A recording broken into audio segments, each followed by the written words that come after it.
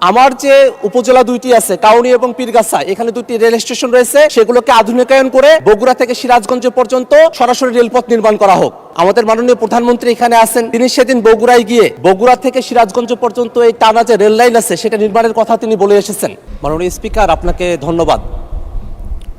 আমরা উত্তরাঞ্চলের যারা বাসিন্দারা আছি, আমরা নানা দিক দিয়ে ভোগান্তির মধ্যে আছি, বৈষম্যের শিকার হয়ে আছি। গোটা বাংলাদেশের মধ্যে উত্তরাঞ্চল নানা দিক দিয়ে পিছিয়ে আছে। আমরা যারা গোটা রংপুর বিভাগের বাসিন্দারা আছি এবং বগুড়ার যারা আছেন, তারা যদি ঢাকার সঙ্গে যোগাযোগটা করতে চান রেলপথে, তাহলে তাদেরকে অতিরিক্ত প্রায় 120 কিলোমিটার এবং 4 ঘন্টা অতিরিক্ত সময় তাদেরকে রেলের মধ্যে থাকতে হয়। মাননীয় স্পিকার, আমরা যদি ঢাকা থেকে উত্তরবঙ্গের দিকে রওনা করি, তাহলে সিরাজগঞ্জ থেকে বগুড়া পর্যন্ত আমরা সরাসরি যেতে পারি না।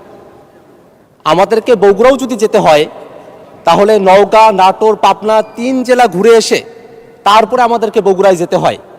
এবং এই কারণে যেখানে এখন ঢাকা থেকে বগুড়ার রেলপথের দূরত্ব প্রায় 400 কিলোমিটারের কাছাকাছি, যদি বগুড়া থেকে সিরাজগঞ্জ পর্যন্ত একটা টানা রেল লাইন থাকতো, তাহলে এই দূরত্ব প্রায় 120 কিলোমিটার কমে আসতো।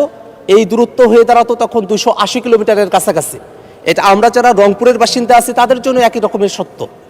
আমাদের ঢাকা থেকে রংপুরের এই রেলপথের দূরত্ব 550 কিলোমিটারের মতো।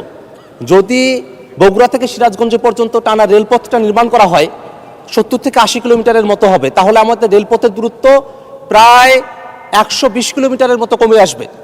আমাদের মাননীয় প্রধানমন্ত্রী এখানে আছেন, তিনি বগুড়ার সন্তান। তিনি সেদিন বগুড়ায় গিয়ে বগুড়া থেকে সিরাজগঞ্জ পর্যন্ত এই টানা যে রেল লাইন আছে সেটা নির্মাণের কথা তিনি বলে এসেছেন।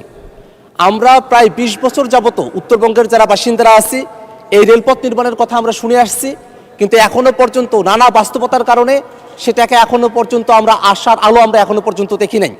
আমরা শুনি যে জমি অধিগ্রহণ চলছে, কিন্তু এটা কখন কন্ট্রাক্টে যাবে, কখন বাস্তব হবে, সেটা এখনো পর্যন্ত আমাদের জানার বাহিরে।